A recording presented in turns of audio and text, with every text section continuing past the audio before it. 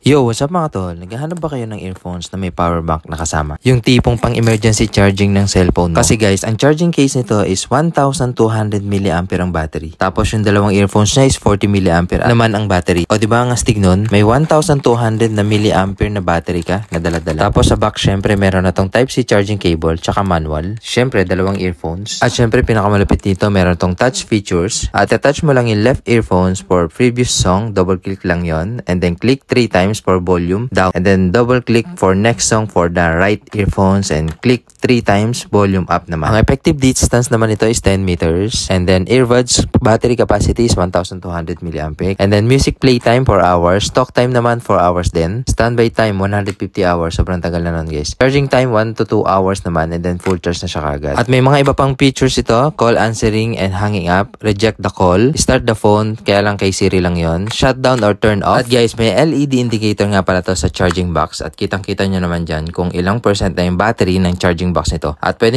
nyo na siyang i-charge kahit kailan nyo gusto. I-try nga pala natin yung charging capacity nito, yung 1,200 mAh kung talaga nag-charge siya. Ayan, nakita nyo sa video. Charging naman talaga yung Android nito. Sa iPhone pwede rin, basta gagamitin nyo yung USB cable niya. Kaya guys, kung trip nyo to, check nyo na yung yellow basket sa taas ng pangalan ko and check out nyo na. Thank you!